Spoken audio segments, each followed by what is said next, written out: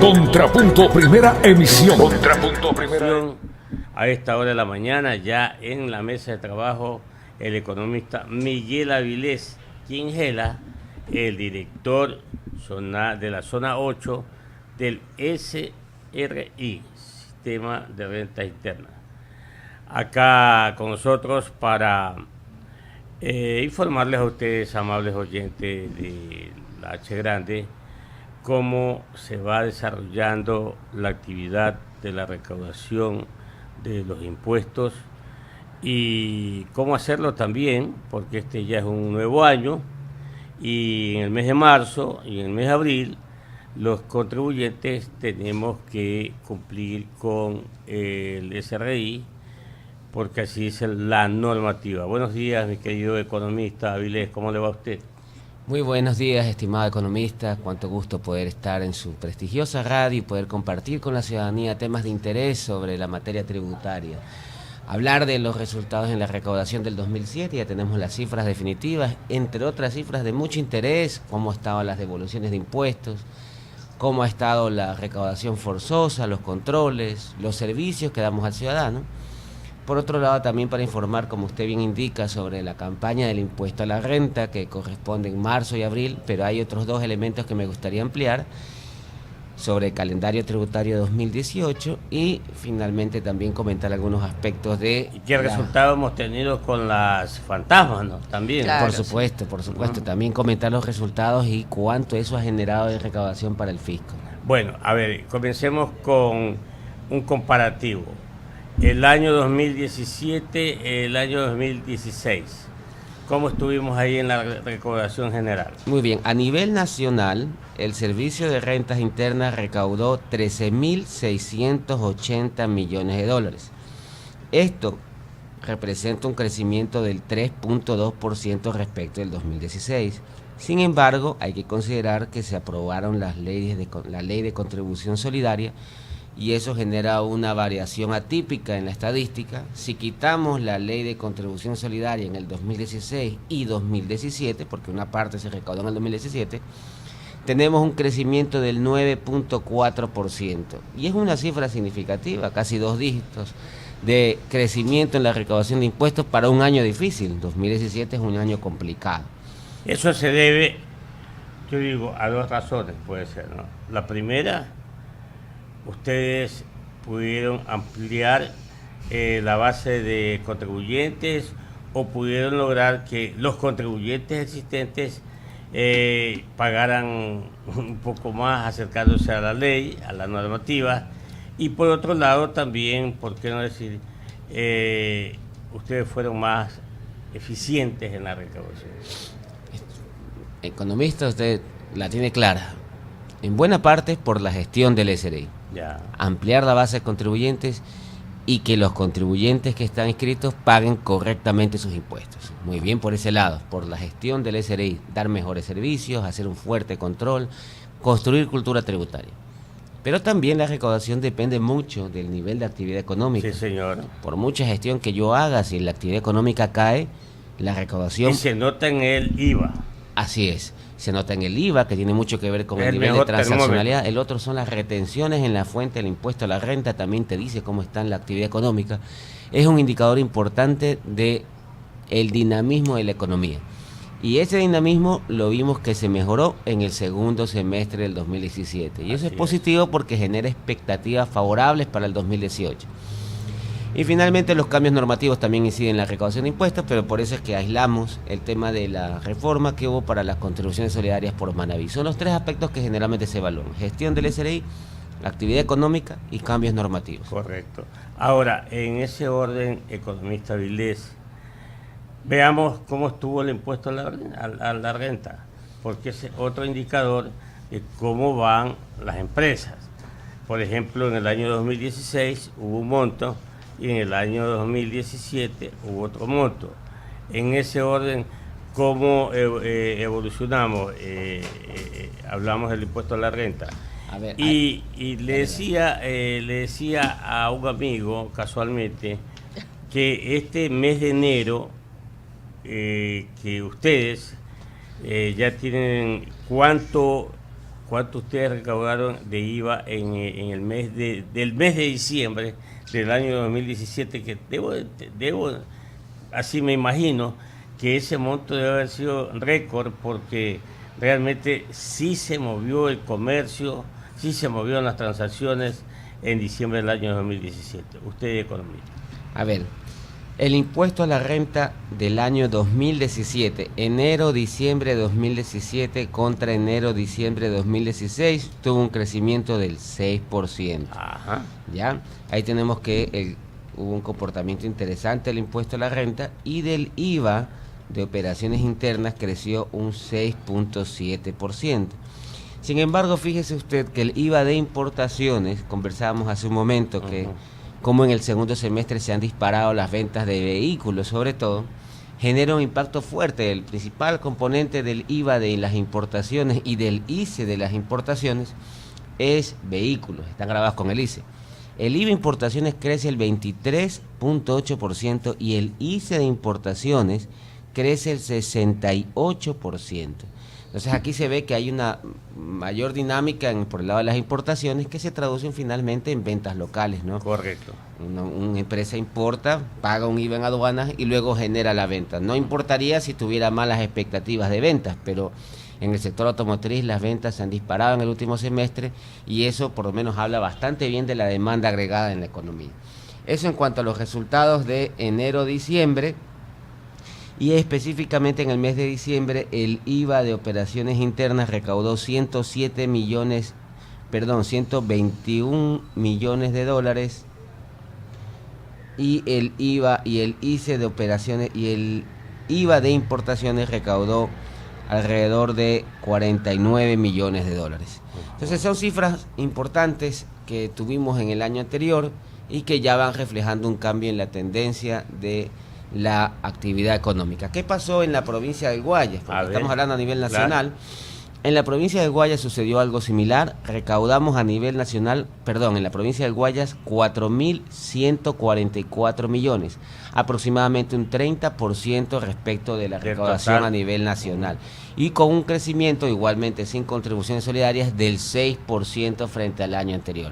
Es una cifra importante, 4.144 millones, que se componen principalmente un 44-45% de impuestos directos, impuesto a la renta, impuesto a la propiedad de vehículos, y eso habla de la progresividad. ¿Quién es la de Pichincha y la provincia de Pichincha, por si acasito? Esa no la tengo acá a la mano, pero ya. sí... Pero es inferior en todo caso a la del Guayas, ¿o qué? Es superior, pero acá hay un temita. Nosotros hemos indagado a más profundidad cuál es la participación de la recaudación entre Pichincha y Guayas, pero quitando aquellas empresas que tienen competencia nacional. Usted bien dice, por ejemplo, Petrocomercial, claro, es el mayor contribuyente a nivel nacional del IVA, pero está domiciliado en Pichincha, pero el IVA combustible lo pagamos en todo el país. Correcto. Haciendo un estudio más a profundidad, pudimos derivar que la recaudación de Pichincha es ligeramente superior a la provincia del Guayas. Entonces el nivel de contribución territorial tampoco es...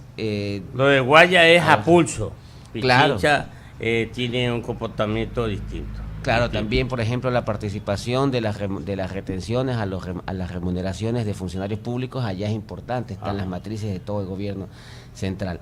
En la provincia del Guayas tenemos 486.000 contribuyentes, y el año anterior atendimos a 509.000 personas, es decir, casi que atendimos a todos los contribuyentes por lo menos una vez al año, para hacer una estadística promedio.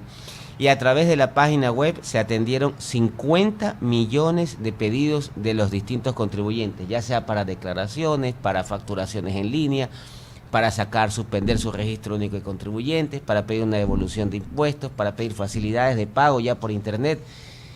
Todas las transacciones, prácticamente todas las transacciones que se hacen en el SRI se pueden hacer por internet. El contribuyente pide la clave y ya desde la computadora de su casa o de oficina puede tranquilamente hacer todos sus trámites con el SRI, excepto los controles, que poco a poco vamos a ir incorporando. Entonces, fíjese usted, 50 millones de transacciones a través de nuestra página web ha ayudado muchísimo a que en el año 2017 atendamos 500.000 personas en un tiempo promedio de espera por cada persona menor a 20 minutos. 7 y 16 minutos en Huancavica. Economista Avilés, en ese tema, en ese orden, ustedes, ¿qué es lo que han podido comprobar? Que el contribuyente va obteniendo más conocimiento, ya no está ciego y búsqueme quién sabe de esto para que me lleve el formulario, llene el formulario,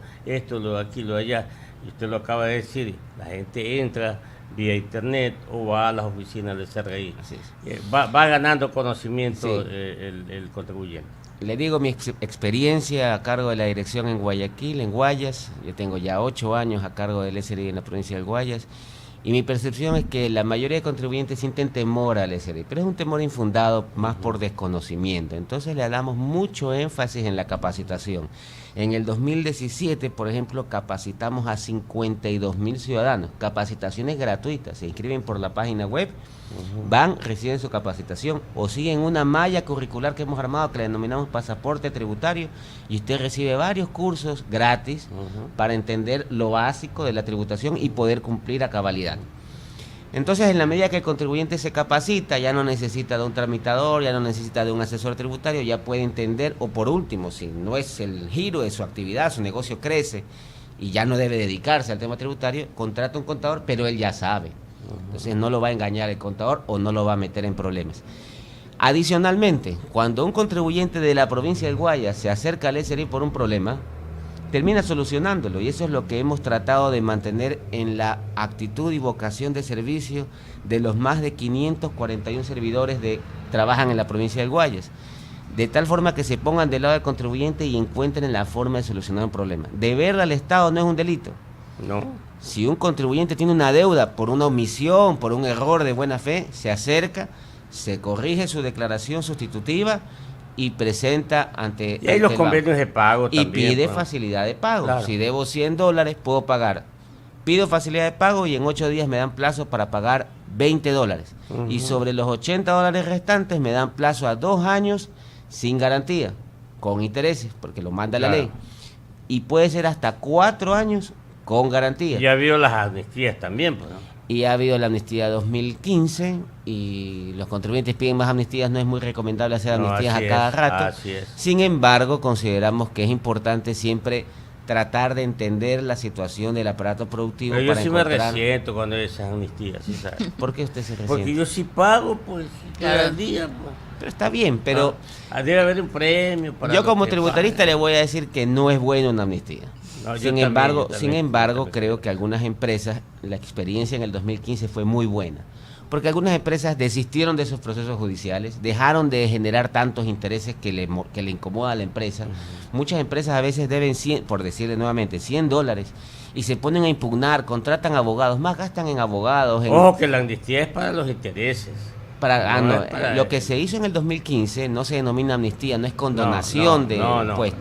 Fue remisión de multas, intereses y recargos. Exactamente. Entonces, cuando un contribuyente, por ejemplo, que decía, debe $100.000, al cabo de 2 o 3 años, los intereses son tan altos que llega a deber $200.000 y termina pagando el doble de su deuda porque no reconoció que se equivocó y en su momento pudo haber pagado y evitado ese inconveniente. Más allá de los problemas que puede también ocasionar después tratar de engañar, defraudar al fisco, eso sí es muy delicado. Correcto, 7:19, dialogando con el economista Miguel Avilés, es el director de la zona 8 del SRI aquí en Guayas. Pati. Gracias, economista, bienvenido. En el semestre anterior, algunos de los sectores, como por ejemplo la comunicación, el sector que es de televisión pagada y también de la construcción, fueron los que más tributaron, ¿verdad? Me preocupa un poco el tema de la construcción porque es un sector que está contraído actualmente. ¿Cómo van esas cifras con respecto al mismo? Estimada Pati, nos hemos reunido con varios empresarios relacionados con el sector de la construcción. Ciertamente tienen muchas dificultades en este año que terminó, tuvieron muchas dificultades durante todo el año, porque algunos son contratistas del Estado, algunos otros en cambio se contrajo la demanda de vivienda por quizás la falta de comprensión de cómo funcionaba la ley conocida como contra la especulación, la ley de plusvalía. Sin embargo, hay expectativas favorables para el presente año de que se pueda reactivar en los próximos meses buena parte de la actividad de la construcción. Con muchos de estos sectores hemos dado facilidades de pago para que puedan ir pagando en la medida de lo que van recuperando también sus inversiones, y hemos ido poco a poco saliendo adelante con el sector de la construcción. Es uno de los más golpeados quizás, pero le diría que es uno de los que tiene más expectativas en el presente año. Hablaba usted sobre la ayuda que da el SRI a los que tributamos, de cierta manera. ¿Qué pasa con los evasores, por ejemplo? Desde un lado estamos siendo un poco, ya no son ese órgano castigador, sobre todo para los que son pequeños y no saben tributar, pero ¿qué pasa con los evasores en realidad? Los que sí se han demostrado, sobre todo aquí en Guayas, que es una de las provincias donde más se ha identificado este tema de evasión. Muchas gracias por la pregunta, Pati. Hemos hecho un gran esfuerzo para ir erradicando la evasión de impuestos. Obviamente damos capacitación, asistencia a todos los contribuyentes, incluso a los grandes contribuyentes también los asistimos personalmente en algunas ocasiones para que se resuelvan los temas bien, pero para aquellos, gracias a Dios, una minoría de empresas que tratan de ver cómo se las ingenian para pagar menos impuestos, hemos actuado de conformidad con la ley, y les cito un gran ejemplo que es este proyecto de empresas fantasmas. Durante el año 2017 comunicamos a más de 1.000 empresas, liquidamos a 1.057 empresas y subsanaron un total de 382 millones de dólares por compras a empresas fantasmas. Es decir, a principios de año identificamos a más de 500 empresas que no existían, que estaban ubicados en los suburbios, en las periferias de la ciudad, que no tenían actividad económica y que no tenían ni siquiera registros, solo tenían registros, pero no tenían ninguna forma de haber dado servicios o transferido bienes a otras empresas. No tenían empleados, no tenían aportes a la seguridad social, un conjunto de características que lo hacían empresas fantasmas. Lo notificamos con una resolución, obviamente nadie atendió nuestra comunicación, y a partir de eso identificamos a estas 1.000 empresas que supuestamente les habrían comprado a estas empresas fantasmas. Les dimos prácticamente un año entero para que paguen. En buena medida, la gran mayoría se acercó, hizo sustitutivas y pagaron los impuestos que dejaron de pagar en su momento. ¿Por qué dejaron de pagar impuestos? Porque se incorporaron compras que no existían, ya sea para evadir, o para justificar contrabando, o para tratar de transparentar operaciones mucho más delicadas que no viene a cabo detallar.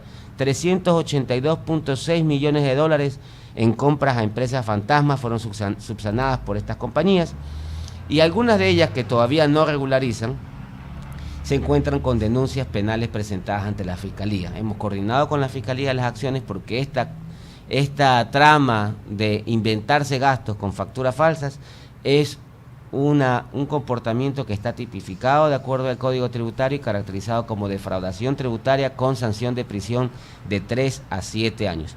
Por este programa de control de empresas fantasmas generamos una recaudación durante el 2017 de 105.6 millones de dólares de impuesto a la renta no pagado en su momento.